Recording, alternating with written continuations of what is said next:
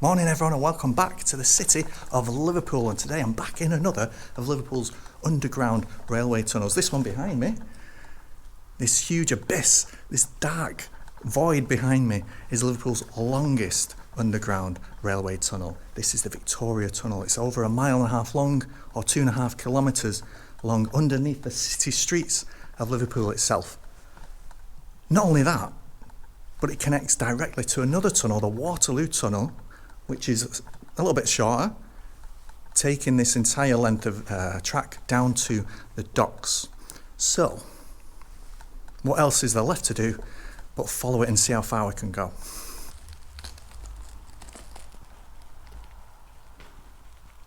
Right, so starting today in a rather unorthodox way at the Edge Hill end of this tunnel. The Edge Hill end of the tunnel, so inland, away from the river. This, of course, line leads down to the riverside. We're here at Edge Hill, which is an active railway station. And as you can see, this line coming in from the station with a train on it is used for shunting by the railway. But the end of it is only here, so we're talking, what, 70 metres in the tunnel? Not even that, 50 metres into the tunnel. And that train, by the way, is from Drax. Oh, it says Drax on it. So yeah, quite important. Flashing light, I think, is an alarm. But anyway, I should probably quiet my voice a little bit. Let's crack on into the abyss, away from the active railway line and down towards the docks.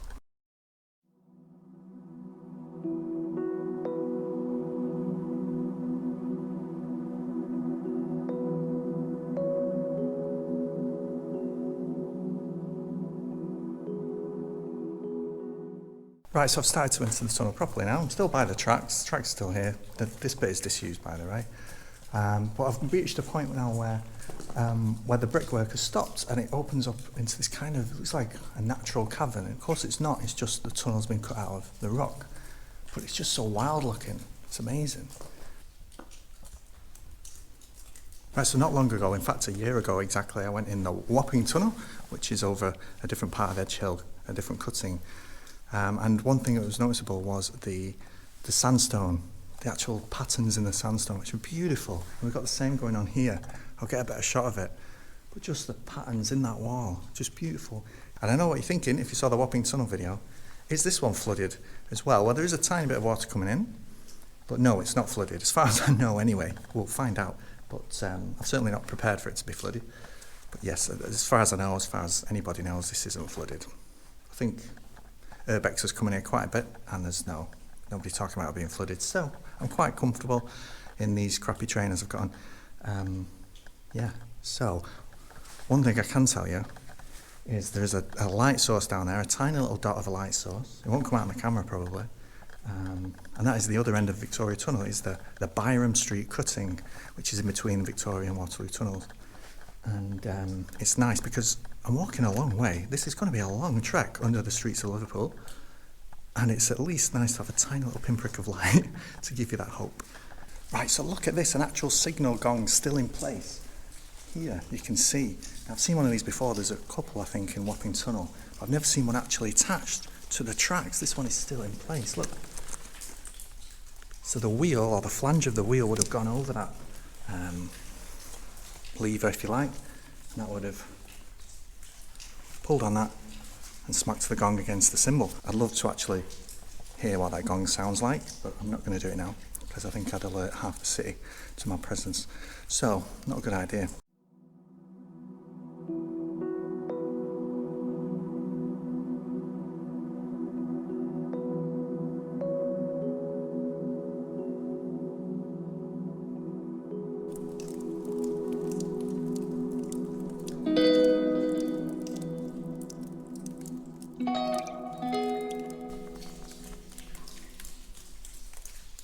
Right, so I've only come a bit into the tunnel now. I'm only a few hundred metres, 400 or 500 metres maybe, and I've come to my first air shaft. And this is the King Street shaft, and already you can see I'm so deep below the actual streets of Liverpool. Now, of course, half of that height is the brickwork above the ground, so each air vent obviously has a structure to it. So it's not quite as high up as it looks. However, it's still pretty deep, and it's only going to get deeper. the further we go. The opening of the Liverpool-Manchester Railway in 1830 was the start of a new era for industrial towns across Britain. Connecting inland places where products were manufactured to a nearby port by means of what was then high-speed transport was an obvious boost to all economies. Railways literally sped up the Industrial Revolution, and in port cities like Liverpool, as the number of goods coming in and out increased, so did the demand for dockland. Exactly a year ago, I went through the 1830 Wapping Tunnel on the south side of the city, one of the world's first railway tunnels and the first beneath city streets. Now, just 6 years after 1830, it was realised that Liverpool needed a bigger, more central station, Lime Street. But just 15 years after 1830, Liverpool's dockland had spread northward, and the volume of goods in and out was getting too much. The Liverpool and Manchester Railway Company needed another route to the docks, and so 2 more major tunnels were needed. Starting at exactly the same place, Edge Hill, Victoria Tunnel would have to be even longer than the Lime Street Tunnel. Despite my worries, it's actually relatively shallow, but it was still quite steep, meaning wagons had to be cable-hauled uphill to Edge Hill. At Byrom Street, it came to an open-air cutting, used for servicing and to switch wagons over to small locomotives, which would then continue under a second tunnel, Waterloo. Although much shorter, Waterloo Tunnel was on a slight incline up to the dockland, where a huge goods station was built. Edge Hill Station is the world's oldest railway station still in use, and a neglected landmark in its own right. It's Liverpool's railway hub, and even though it's a shadow of its former self, a quick nosy down to the end of the platform towards the cutting reveals some clues to how busy it was at the height of railway's golden age. These arches below the street ramps served as storage rooms. You can still see the wooden flooring and light fixtures, and of course the deep red and golden sandstone that provides a wonderful canvas to the city's railway history.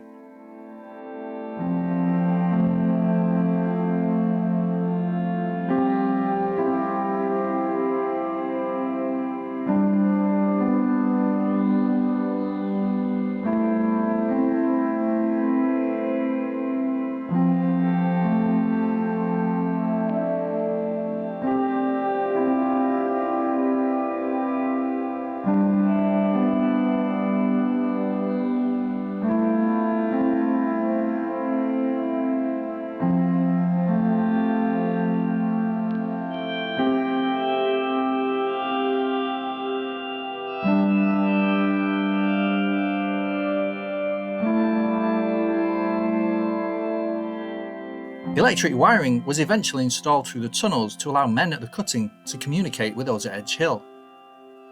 Maybe those cable troughs that run here and there along the walls today have something to do with that.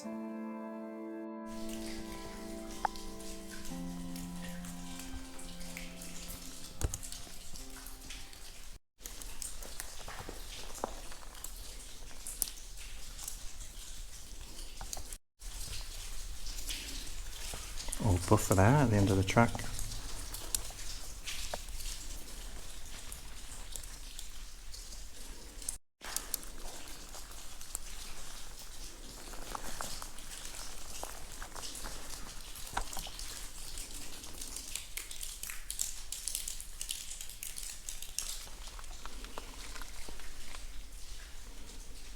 Right, so now I've reached the Paddington Street shaft, which is just up here, and this one is capped, but it's not completely capped, it's not closed off entirely.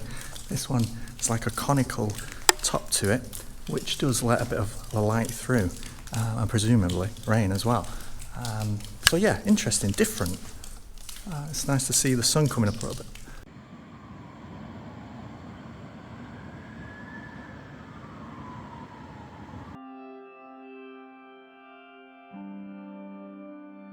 Shaft after shaft, a trickle of water seeping in, and the odd interesting object didn't distract me from the fact that this is actually a really well-maintained tunnel, which is very easy to walk through.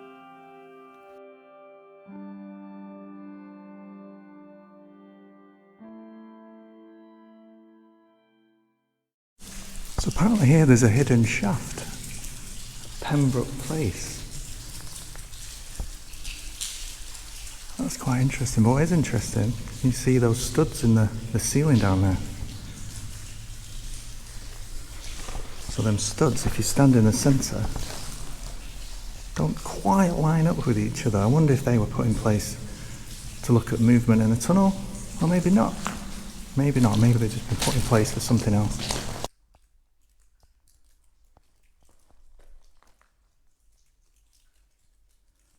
Right, so this is a bit strange. There's an air shaft here, but it's to the side of the tunnel. It's not lined up with the centre of the tunnel. It's to the side. And it's quite shallow as well. So yeah, I presume when they were making the tunnel, or at least when they installed this air shaft, there was a building or some structure in the way right above here, so they couldn't line it up directly with the tunnel. But yeah, amazing. I've never ever seen that before.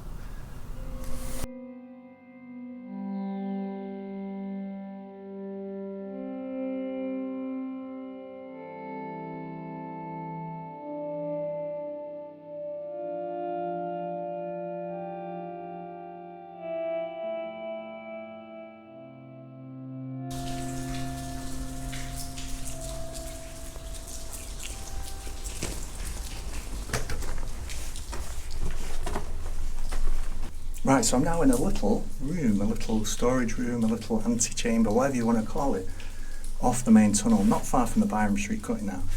And I think there's two of these here.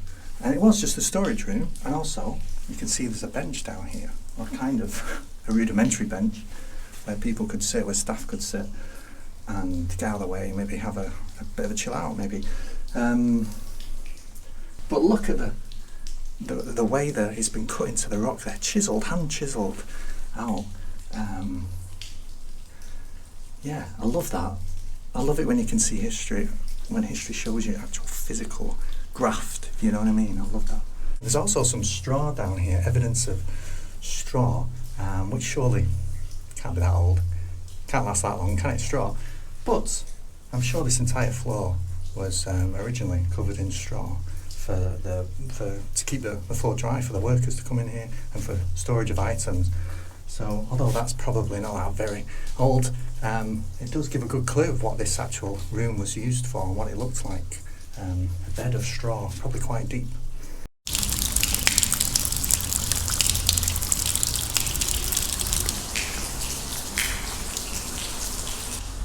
Now then, look at this.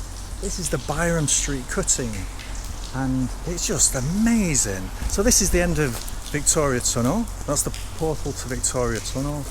You can see the end down there. Then you've got this wonderful cutting, Waterloo Tunnel down there at the far end. But look at that slightly skewed bridge there going over. Absolutely beautiful. Just geometrically, it's quite attractive. There's a lot of angles going on here, and I'm really attracted to stuff like that. As you can see, the sounds of the city is really loud here. We're next to a main road, and there's traffic going past, which is, you know, both reassuring and disconcerting at the same time. But anyway, wow! And as you can see, this is a lot wider than the two tunnels are, and that's because they had two tracks going through them. Here there was sidings, there was 4 tracks laid here for trains to be serviced. There was a water point here, and also later on in later decades, gas lighting was installed in this cutting to allow workers, or allow is a funny word, maybe to force workers to work later hours. So yeah, fascinating.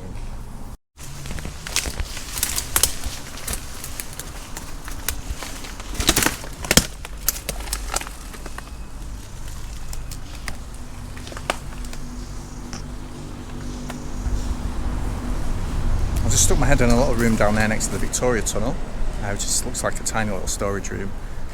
Maybe a tiny little rest stop for one of the staff members to sit down. Probably not. But there's other little rooms around here, which all need investigating, don't they?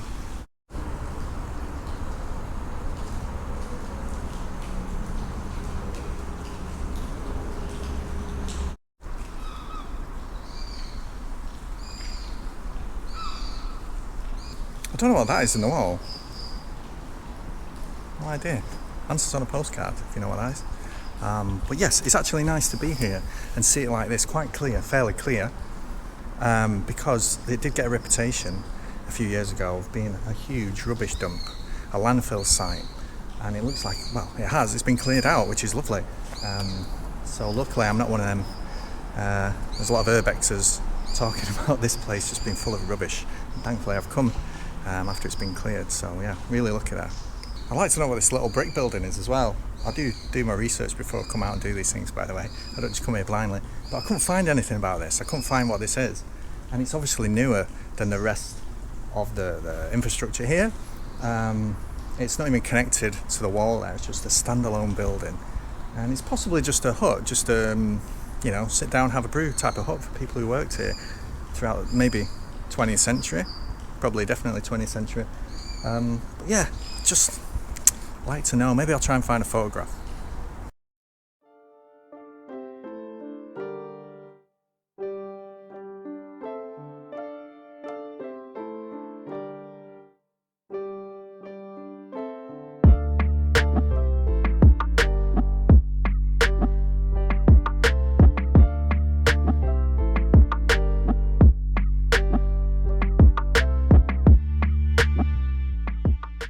So yeah, this is the Byrom St Cutting, and it's nice. It's nice to be in the daylight. I'm all for tunnels, but this bit of daylight is a lot better, isn't it? I couldn't be one of them people, who go exploring underground in Paris and just stay there. The vast underground network under the streets of Paris, and just stay there for weeks and months on end, not seeing the sun. I've been in there about 45 minutes, Victoria Tunnel, and this is a welcome relief. So yeah, if you ever catch me doing a video underground in Paris, in the catacombs, etc. of Paris, expect me to be in full panic mode. Anyway, look at that. I didn't expect to be overlooked by people. There's a tower block up there, and if I don't watch myself, people will be waving at me soon, and possibly throwing things at me. So yeah. Let's move on to the Waterloo Tunnel here, behind the couch and through that open gate. So this, by the way, before I leave, Byrom St Cutting is the lowest point on the journey I'm doing today, because Victoria Tunnel comes downhill, but Waterloo Tunnel starts to head uphill towards the docks, which is counterintuitive, but it's just a fact. It's a geographical fact. So it's about 779 metres long and 852 yards long in old money. Yes, heading on a slight gradient uphill towards the docks, where there was a huge goods station, Waterloo goods station, which we'll look at, hopefully, if we get down there. So yes, but this, the lowest point in the journey for me today, which is a bit strange. So, let's start climbing back.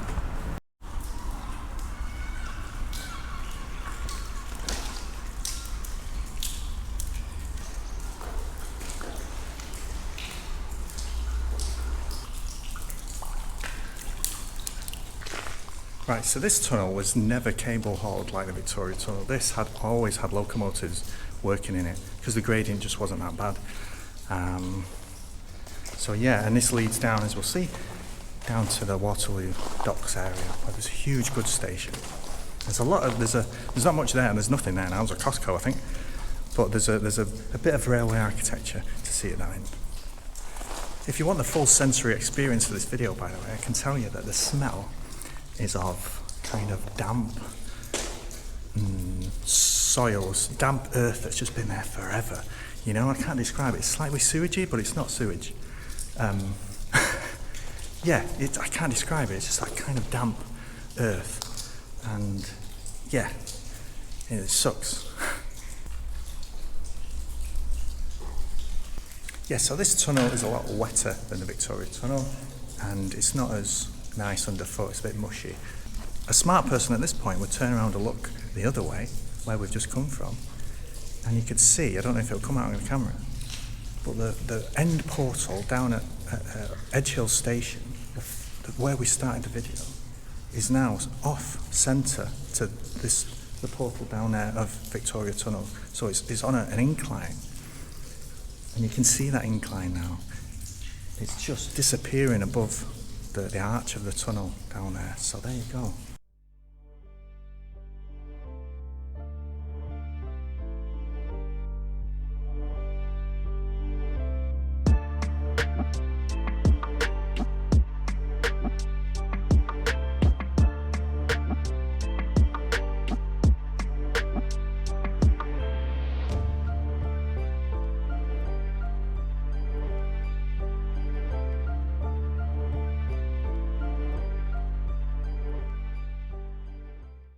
Right, so we're nearly at the end now of Waterloo Tunnel. We're a lot closer to the top of the tunnel now, and that's because there's quite a lot of earth been piled in here, dumped in. And I've come up a slope, and so I'm now closer to the top of the tunnel. If you go down there where I've just come from, there's a noticeable slope down there, so it's as if this bit has been filled in with soil, sand, etc. But anyway, near the end of the tunnel now. Let's go check it out.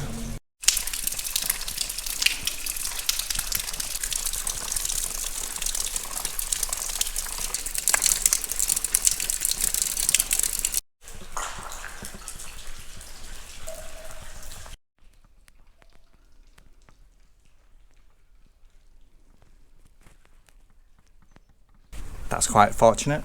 The gate is open, so I'm really happy I don't have to go back the way I came. But yeah, before I leave, and I ascend back to street level, I just want to acknowledge, look at this archway, look at the portal here. It's just beautiful, beautiful. And look at the rock, the stone up there. And then over here we've got the road bridge built across it with iron, steel.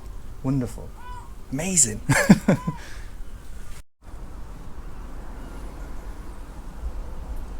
So this part of the line I'm hopefully going to be able to get out onto is now a car park. So that's a challenge for me. But anyway, it's a car park. But what happened was the line obviously just carried on, and it went through a grand archway where a railway viaduct went across it. And then it went to Waterloo Docks, Waterloo Goods Depot. So quite a busy part of train. That's on the viaduct over there. Bad timing, man. But anyway, quite an important railway part of Liverpool, this. Let's get out of here. Hey, so I made it out. So, the tunnel is down there, and it would have run, obviously, at a lower level, down through there, through that grand skewed archway there, which is just beautiful. Just beautiful, and I'm glad that's still there, because up there is the viaduct that Merseyrail follows, and goes off down that direction over there. This bit of the bridge, the skewed archway there, kind of runs into nowhere. But yeah, let's have a closer look at it.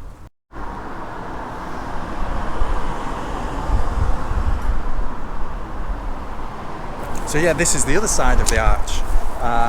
The line would have gone into the goods depot, which is virtually on the other side of the road you can hear here. But look at it from here. Magnificent. Ever so slightly skewed, just wide, really wide. I think that's what's unique about it. And of course, the liver bird up there, the crest. There's one on the other side. It's quite long. There's a few tracks that cross it. Yeah, I'm glad it's been preserved. Size of this buddleia here. It smells amazing. It's massive, that. Anyway, my botanist moment. You can see down here, there's a gap at the side running down from the car park level. It sort of runs down, and that's why there's a fence there, because it drops off, and that's to show that this isn't the depth of the bridge here. It was a lot lower down. The tunnel is up there, the tunnel portal I've just come out of. It would have been a lot lower down, and so this would have been even grander back in the day. Right, there's a hole in the fence here, and I'm not going to get too excited, but I think down there I can see the original level of the track bed. So yeah, let's try and get down there.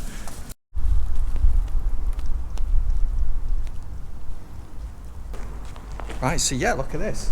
So I'm underneath the road now, which is what this is, and this was rebuilt because the original road bridge was decaying. It was this beautiful, I think it had two arches. It was a beautiful iron bridge, and it was decaying and decrepit, and they had to replace it with a concrete monstrosity, but it does the job. Anyway, I'm lower down now than where I was. I just climbed down this wall here, this stone wall from a level up there.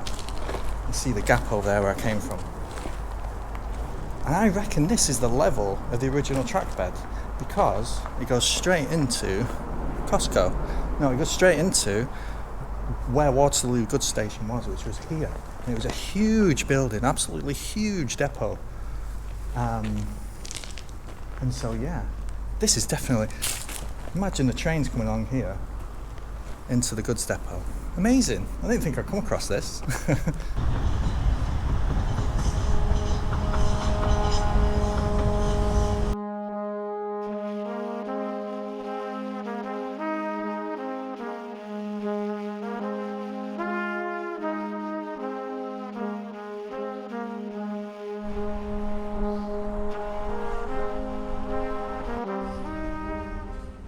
Right, so finally this was where the goods station was.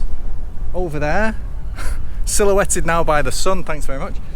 And you can see there's this huge structure there. That is of course a ventilation shaft for the Kingsway Road Tunnel, which runs under the Mersey to Birkenhead to the Wirral. Wonderful structure, fantastic structure. However, that happens to be where the Waterloo goods station was. And of course, the docks for it were over here, Waterloo Docks over on the south side, I think, and Victoria Docks over to the north. And it's all being redeveloped these days, so there's not much to see. And this is a nice spot to end the video, I think. So yeah, this is the kind of connection, the extension of the Leeds-Liverpool Canal to the Albert Docks down there. And there's a canal boat coming. That's nice timing, isn't it? Yeah, so this is what the docks became in this part of Liverpool, at least, when it became disused. And there's buildings being renovated, there's new developments here rather, and there's all this is earmarked for flats and entertainment and all that, which is a good thing, It's better than derelict land. But the docks are no more. So yeah, it's a nice and sunny day again in Liverpool. It's nice not to be underground. And yeah, let's close the video back in the car park. Passenger services were introduced along the route in 1895 and an extension built to a new station called Riverside, down at Pier Head, serving passenger ships such as those making transatlantic voyages. However, the slow decline of the Liverpool docks in the 1950s, 60s and 70s, and the rise in people preferring air travel over ships, meant that both goods and passenger traffic fell. In 1972, the tunnels were closed. The short section of the Victoria Tunnel, still used as a head shunt, stopped them falling into ruin and neglect, unlike Wapping. It's in such good condition, in fact, that there's plenty of possibility of bringing these tunnels back into use one day. Which is something I like the sound of, although honestly, there's something very romantic about a dirty old tunnel beneath a city that is sitting there quietly and forgotten.